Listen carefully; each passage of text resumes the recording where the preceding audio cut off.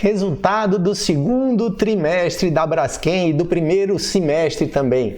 Como eu prometi aqui no canal, a gente vai conversar sobre os resultados apresentados pela Braskem. E lembrando, se você gosta desse conteúdo de renda fixa, renda variável, educação financeira, aproveita, se não é inscrito, inscreve no canal e marca o sininho de notificações para ser avisado dos vídeos que eu publicar por aqui. Então vamos lá. Mas antes de continuar, eu quero deixar claro que aqui não se trata de nenhuma indicação de compra, venda ou manutenção de qualquer ativo, muito menos de consultoria de qualquer natureza. Passando aqui para o resultado, eu quero primeiro parabenizar o pessoal da Braskem por não ter metido um disclaimer aqui, né? O pessoal gosta de meter palavra em inglês, então eles botaram aqui ressalva, né? Ressalva sobre as declarações futuras, tá? Então, aqui eles fizeram muito bem em usar a palavra em português que já existe. Teve aqui, ó, os resultados financeiros, que é onde a gente vai focar basicamente, tá? Na realidade, o que eu estou fazendo aqui é a leitura de um documento e mostrando como você também pode fazer a sua leitura, né? Essas informações estão disponíveis na internet, você acha no site de relações com investidores e aí você vai fazer a sua leitura lá. Então, aqui são o EBITDA, né, que ele apresenta aqui, é o lucro antes dos juros, impostos, depreciações e amortizações. Então, isso aqui é quase como se fosse um lucro operacional.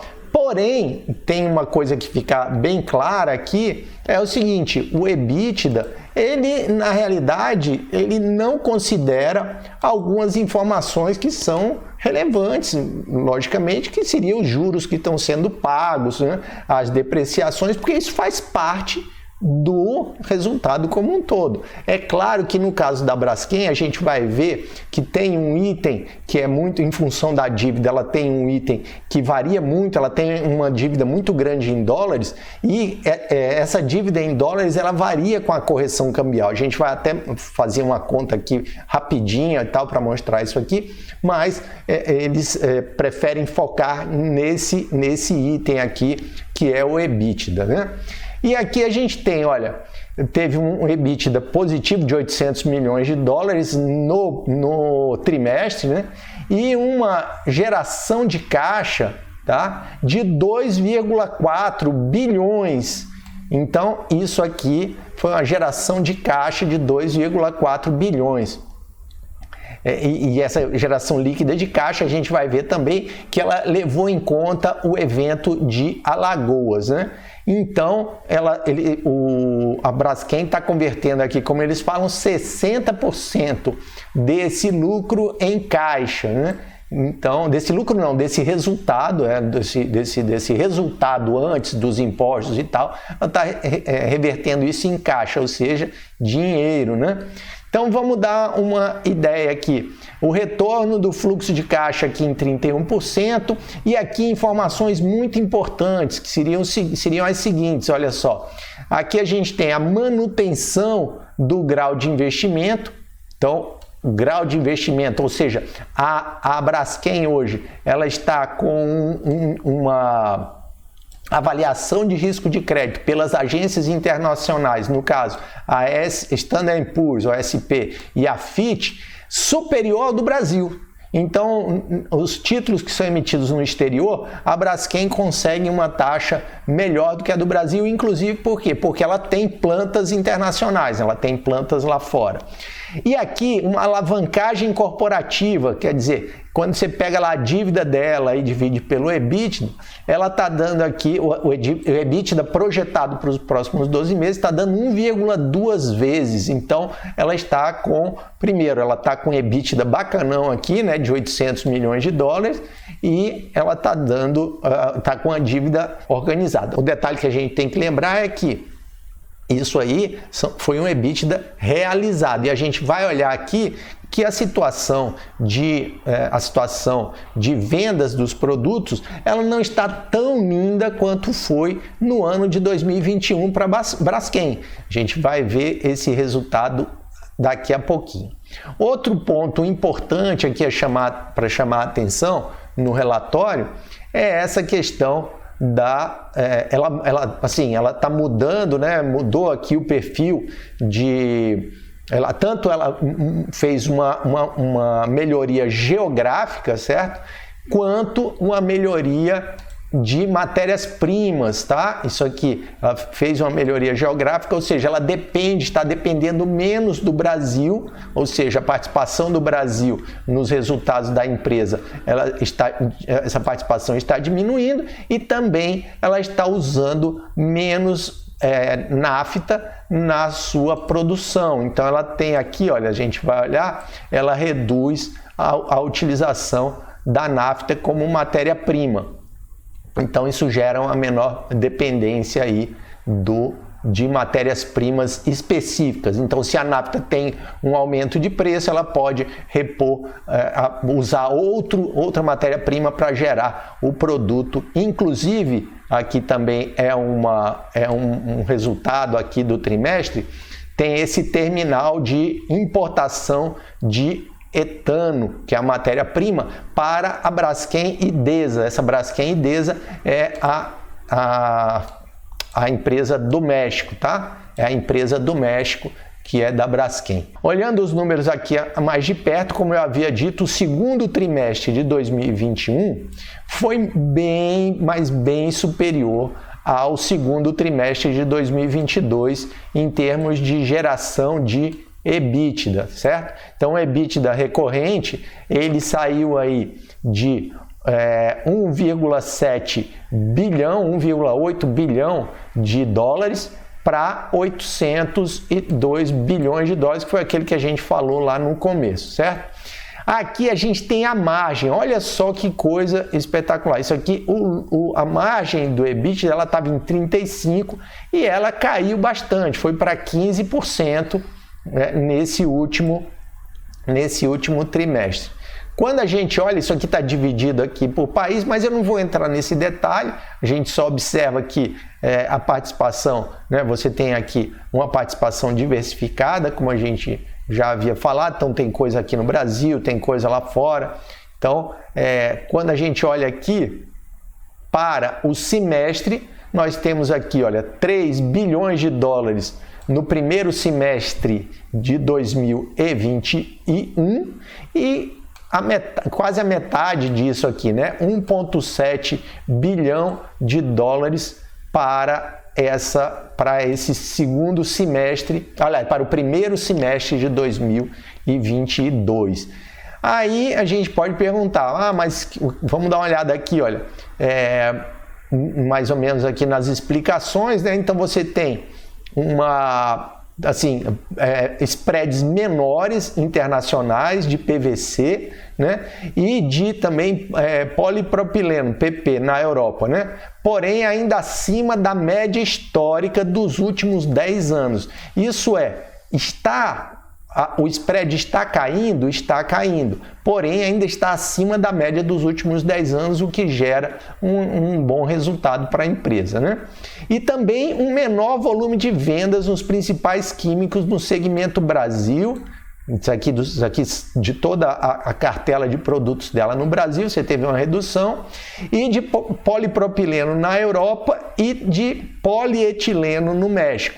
É claro que aqui a gente está vendo uma situação de recessão que está se desenhando no mundo e, obviamente, a demanda por produtos plásticos, ela é uma demanda que vai refletir esse movimento, inclusive os próprios spreads, isso é, num ambiente em que há muita busca por por produtos, né, principalmente esses aqui que são insumos para outras indústrias, porque as indústrias usam esses produtos esses produtos químicos gerados pela Braskem para transformar em outros produtos. Então, a gente vê que realmente está acontecendo essa redução na demanda e o resultado aparece nesses números que a gente está olhando. Aqui com relação ao segundo trimestre, né, a gente tem a questão da normalização dos spreads internacionais e dos spreads internacionais no Brasil e do polipropileno nos Estados Unidos e na Europa e do polietileno no México, né? E também do menor volume de vendas, né? Que são basicamente coisas parecidas com o que aconteceu aí, com o que foi listado no trimestre. Um ponto que eu quero trazer aqui agora é a questão do evento geológico de Alagoas, né? E uma coisa que tem que ficar clara é o seguinte: a empresa ela destacou do seu resultado 12 bilhões, quase 13 bilhões de reais para guardar. Então isso aí estava separado, né, para ser utilizado no pagamento dos eventos lá em Alagoas. Desses 12 bilhões, a empresa já gastou quase 13 bilhões, a empresa já gastou 5,2 bilhões e ainda tem provisionado lá 7,7 bilhões, tá? Então, só esse ano ela pagou aqui, eu acho que ela já gastou esse ano aí 1,4 nesse trimestre ela gastou 1,4 bilhão de reais. Então ela tem esses 7,7 para arcar com as despesas que ainda estão programadas e pelo planejamento da Braskem, 4,7 bilhões, certo? Estão no curto prazo, isso ela vai gastar em aproximadamente um ano. E já para o longo prazo, então acima de um ano, tem mais 3 bilhões aí que estão provisionados. Então isso quer dizer o seguinte, que esse dinheiro ele está dentro da companhia, a companhia tem esse dinheiro, mas ele está destacado do lucro, então ele foi guardado para fazer os pagamentos.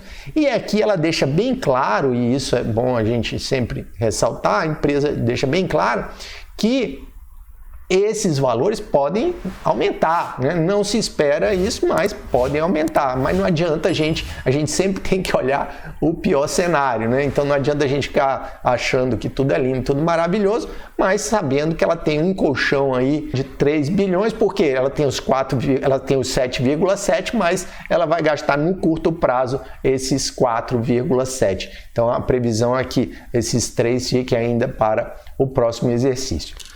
Para próximos exercícios, né? Lembrando que isso aí podem surgir mais coisas que não apenas esse valor. E vale dizer aqui que a empresa, né, ela tem lá o seu capital de giro, ela está fazendo seus investimentos, né? Então ela investiu aí 1 bilhão de reais aí em investimentos, né? Na realidade não só de investimentos, mas de recursos de despesas de capital, né? Ela pagou aí 350 milhões de reais em juros, né? E, enfim, ela teve lá uma geração recorrente de caixa da ordem do segundo trimestre de 2022, da ordem de 3 bilhões, só que teve mais esse evento geológico de Alagoas, que ela descontou aqui, né? Ela gastou aqui 600 bilhões, na realidade 600 milhões, aquele 1,4 bilhões que eu falei foi nos dois trimestres, né?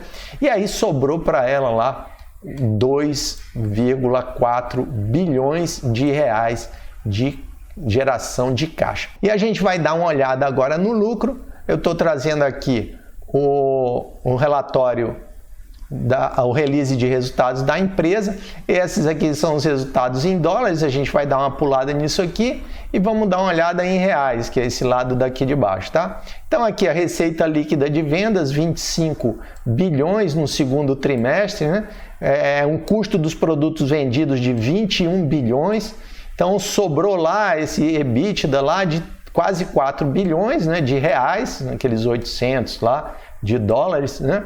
E o resultado financeiro líquido, olha só, que comparado com o primeiro trimestre de 2022, saiu de um lucro de 1 bilhão 247 para uma perda, ou seja, um resultado negativo de 3 bilhões 393. Então observe que o lucro líquido do primeiro trimestre foi de 3,84 bilhões para um prejuízo de 1 bilhão 406. Aqui a gente tem que chamar muita atenção para esse dado aqui, porque na realidade ele veio de uma situação de uma correção do aumento da taxa de câmbio. Então, se a gente olhar aqui, eu vou mostrar para você agora, a gente vai aqui no Banco Central e pega a taxa de câmbio do final do período, que foi dia 30 de junho, né, que foi R$ 5,2238, e a taxa de câmbio do início do período, né? Então a gente pega aqui que foi R$ 4,61, R$ 4,6175. A gente vai ver que houve uma grande diferença. Eu vou botar a calculadora aqui para a gente olhar. R$ 5,23, quase 24 centavos, dividido pela taxa de câmbio do início do período, que é quase 4,70, né? Vai dar aqui para a gente o quê? Vai dar um incremento de 11,4, quase 11,5% na variação do preço, na variação do câmbio. E isso significa o quê? Significa que a empresa viu de uma hora para outra a sua dívida em dólares convertidas para reais crescer 11%. É claro que não é bem assim que isso funciona na prática. Por quê? Porque ela não vai ter que pagar aquela dívida agora, o dólar vai subir, vai baixar e tal, e ela tem todo um fluxo de pagamentos, como a gente já viu no outro vídeo. Então ela tem todo um fluxo de pagamentos e, né, você tem que ter noção disso. Isso afeta o resultado lá do lucro líquido, mas afeta de forma contábil e não em forma de fluxo de caixa, que é o que a gente viu. Ela gerou aí 2,4 bilhões de caixa líquido, porque ela não precisou pagar absolutamente nada, mesmo tirando o dinheiro de Alagoas lá para fazer os pagamentos lá. Foi mais ou menos 600 e poucos milhões aqui, como a gente viu. Então, esse conteúdo era o que eu queria trazer do resultado. Ela não anunciou pagamento de dividendos, mas ela tem lá esse lucro de 2,5 bilhões que já está acumulado, 2,5 bilhões de reais. Se a empresa continuar assim, ela vai ter como fazer algum pagamento de dividendos no ano, daqui até o ano que vem, porque na realidade no ano que vem é que ela apura o dividendo do final do ano. Não existe nenhuma promessa aqui. Eu ouvi lá a transmissão do webcast lá, que foi publicado, não se falou em dividendos. Por quê? Porque eles querem esperar o resultado do ano, né? Eles querem ver como é que está a situação de demanda aí da empresa, o resultado que a empresa vai encontrar, né? Então é isso. Se você não tem inscrição no canal e gosta desse conteúdo, se inscreva, marque o sininho de notificações para ser informado quando houver uma nova publicação.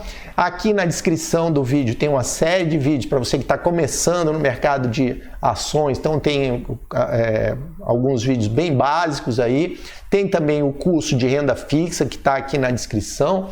E aqui no final eu vou deixar um vídeo sobre a Braskem, fazendo uma pequena comparação do primeiro trimestre aí da Braskem com a Unipar.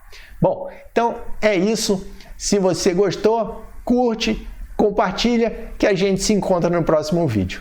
Até lá!